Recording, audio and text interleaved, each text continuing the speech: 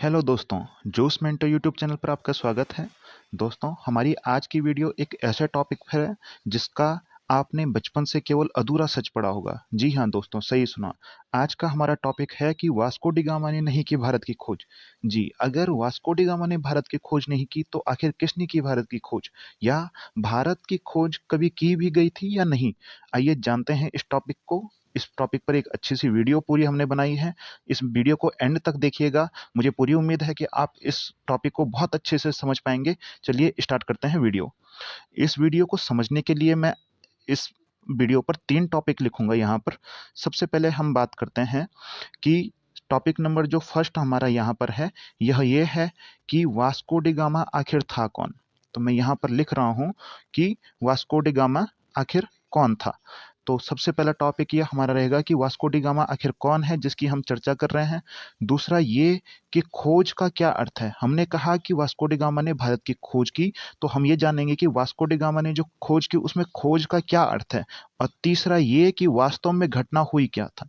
तो हमने यहाँ पर लिख लिया है वास्तव। तो हम तीसरा जो हमारा टॉपिक होगा वो ये होगा कि वास्तव में हुआ क्या था, या अगर वास्को डी गामा ने भारत की खोज नहीं की तो किसने की, और उसके पीछे की जो रियल सच्चाई होगी उसको हम आपके सामने रखेंगे। तो चलिए स्टार्ट करते हैं। सबसे पहले वास्को डी गामा आखिर था कौन। तो यहाँ पर जो पहला टॉपिक हमारा ये है कि वास्को डी गामा आखिर कौन था। तो दोस्तों, मैं आपको वास्को डी गामा के बारे में बताऊंगा। वास्को डी गामा एक पुर्तगाल का निवासी था।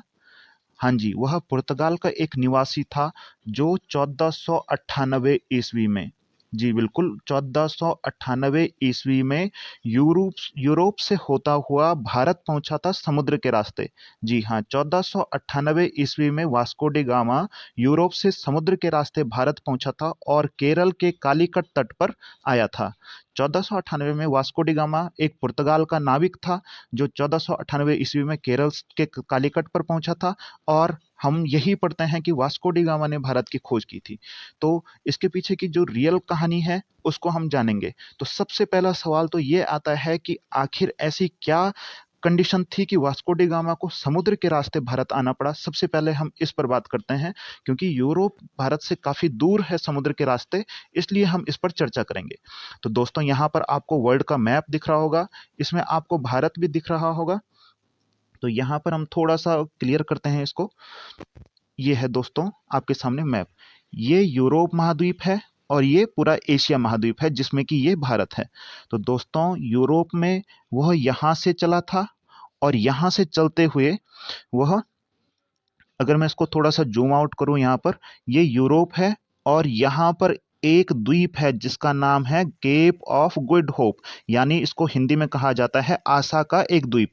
आशा अंतरीप द्वीप भी इसी का नाम है, केप ऑफ गुड होप भी इसका नाम है। यहाँ पर वो पॉइंट है। तो यूरोप से जो ये वास्को डी गामा था वो चला था और यहाँ पर पहुंचा। और यहाँ तक दोस्तों, ये बिल्कुल सच बात है कि गुजरात के व्यापारी तब समुद्र मार्ग से यहाँ तक आते थे अपना व्यापार करने, अपना सामान बेचने यहाँ तक आते थे अफ्रीका में। और यहाँ पर उसको एक गुजराती व्यापारी व्यापारी जिसका नाम था अब्दुल मजीद, हाँ दोस्तों, इसका नाम आपने पहले कभी नहीं सुना होगा, अब्दुल मजीद उसका नाम था। और उसके साथ यहाँ से वास्को डी गामा भारत के लिए चला और 1498 ईस्वी को केरल के कालीकट तट पर पहुंचा। तो ये थी पूरी कहानी। हुआ ये था, इसके बारे में जानते हैं कि आखिर इतना लंबा चक्कर लगाने की क्या आवश्यकता पड़ी थी, जबकि यहाँ से भी यूरोप से एशिया आया जा सकता था या कहीं और से भी एशिया आया जा सकता था। तो जानते हैं इसकी कहानी हुई क्या थी। अगले मैप की तरफ ले चलता हूँ। तो दोस्तों, एक घटना है 1400 ईस्वी के आसपास की। घटना है 1400 ईस्वी के आसपास की, बहुत ध्यान से सुनिएगा। यह एक कॉन्स्टेंटिनोपल यानी कुस्तुनतुनिया यहाँ पर एक नगर हुआ करता था और ये रोमन साम्राज्य के अंतर्गत आता था। जी हाँ, रोमन साम्राज्य के अंतर्गत आता था और ये कॉन्स्टेंटिनोपल एक नगर हुआ करता था। हुआ ये दोस्तों कि 1400 ईस्वी में मुस्लिम शासकों ने इस पर अटैक किया और यहाँ पर अपना कब्जा कर लिया। हाँ, यहाँ पर मुस्लिम शासकों ने 1400 ईस्वी में अटैक किया और इस पर अपना कब्जा कर लिया। तो दोस्तों, इससे हुआ क्या कि मुस्लिम लोगों ने यहाँ पर जो एशिया से यूरोप की तरफ व्यापार होता था, वहाँ पर जिन्होंने कब्जा किया, उन्होंने इस व्यापार को बंद कर दिया हमेशा के लिए। यहाँ से एशिया से कुछ सामान यूरोप जाता था, जैसे कि मसाले और अन्य सामग्री। यूरोप से भी कई सारी चीज़ें भारत आती थी या एशिया आती थी, और इस रास्ते के जरिए आती थी, जो यहाँ पर आप देख रहे हैं। कॉन्स्टेंटिनोपल एक यहाँ पर जगह है जहाँ जिसके रास्ते वो भारत आता था। तो दोस्तों हुआ ये कि वहाँ पर जो है मुस्लिम शासकों ने अटैक किया, और उस वजह से ये रास्ता जो था वो ब्लॉक हो गया, और जो व्यवसाय था वह व्यवसाय अब निरंतर जारी नहीं रह सका। ये यहाँ पर आपको कॉन्स्टेंटिनोपल दिख जाएगा। ये हमने बिल्कुल लाल उसमें ये एरो से यहाँ पर हम इसको चिन्हित कर रहे हैं। आप इसको ध्यान से देख सकते हैं। यह वो जगह है कॉन्स्टेंटिनोपल। ये यूरोप और एशिया को एक साथ जोड़ता था। यहाँ पर मुस्लिम शासकों ने अटैक किया और इस रास्ते को हमेशा के लिए बंद कर दिया। जी हाँ, यहाँ तक की कहानी आप जान चुके हैं। 1400 ईस्वी की बात है और ये रास्ता बंद हो चुका है। अब क्या हुआ कि एशिया से जो सामान आता था भारत की ओर, एशिया से जो सामान भारत की ओर आता था, तो उसमें यूरोपियों को काफ़ी फायदा होता था। सॉरी, यूरोप से जो सामान भारत की ओर या एशिया की तरफ आता था, उससे यूरोपियों को काफ़ी फायदा होता था। जब ये रास्ता बंद हो गया तो यूरोपियों ने यहाँ तक पहुँचने के बहुत सारे तरीकों के बारे में विचार किया।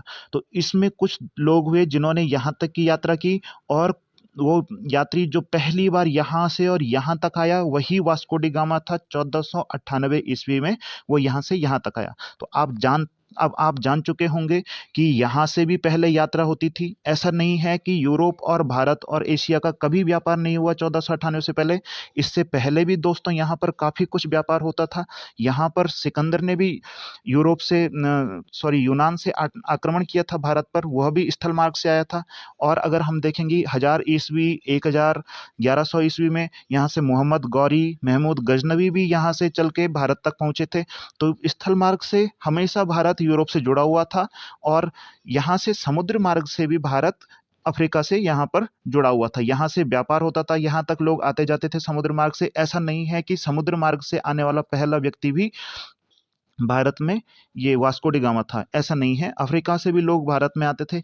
लेकिन दोस्तों मैंने आपको पूरी घटना बताई। यूरोप का ये वाला रूट जो था वो बंद हो गया था। जो यहाँ से इजी रूट पड़ता था कुस्तुनतुनिया से होते हुए, वह यहाँ पर बंद हो गया था। तो यहाँ पर यूरोप के लोगों ने यहाँ से एक रास्ता निकाला और समुद्र के जरिए वे भारत आए, और इस प्रकार 1498 को वास्को डी गामा वो पहला व्यक्ति था जो समुद्र के रास्ते भारत आया यूरोप से। तो इसलिए ये कहा जाता है कि वास्को डी गामा ने भारत की खोज की। इतना तो आप जान गए होंगे कि यहाँ पर क्या कहानी है। अब हम दूसरे टॉपिक की तरफ चलते हैं कि खोज का क्या अर्थ है। मैं आपको बताता हूँ कि खोज का क्या अर्थ है। तो दोस्तों आप जानते होंगे कि खोज का अर्थ होता है खोजना। खोजना का अर्थ है कि हम कोई नई चीज़ खोज रहे हैं और फिर हम कहेंगे कि हमने उसको खोज दिया है। जैसे कि मैं बात करता हूँ कि हम कोई आविष्कार करते हैं, जैसे हम बोलते हैं कि टेलीफोन का आविष्कारक था, या हम बोलेंगे कि कोई चीज़ इसने खोजी है। जैसे हम एक चीज़ और पढ़ते हैं दोस्तों यहाँ पर कि कोलंबस ने अमेरिका की खोज की, तो वो बिल्कुल सही बात है। कोलंबस ने अमेरिका की खोज की दोस्तों। 1400 से पहले अमेरिका के बारे में पूरी दुनिया बिल्कुल नहीं जानती थी, और ये नहीं जानती थी कि इसके आगे कुछ है। ये कम से कम 5000 किलोमीटर का समुद्र है, और 1400 ईस्वी से पहले दुनिया ये नहीं जानती थी कि इसके पार भी कोई ज़मीन है जहां अमेरिका कोई लोग है वहां रहते होंगे, या वहां पर कोई जगह होगी। कोलंबस वो पहला व्यक्ति था जो यहाँ से यहाँ गया और उसने अमेरिका की खोज की। यह बिल्कुल सही बात है, क्योंकि वह अमेरिका पहुंचने वाला यहाँ से पहला व्यक्ति था और जिसने अमेरिका के रास्ते की खोज की। लेकिन वास्को डी गामा ने भारत की खोज की, यह बिल्कुल गलत तथ्य है। यह इसलिए गलत है, सबसे पहली बात कि वास्को डी गामा से आने से पहले भी हजारों लाखों विदेशी, यूरोपीय और अफ्रीका के लोग, या हम कहेंगे कि एशिया के अन्य एरिया के लोग, जैसे कि फारस हो गया, ईरान हो गया, इराक हो गया, यहाँ से कई सारे लोग भारत पहुंचे थे।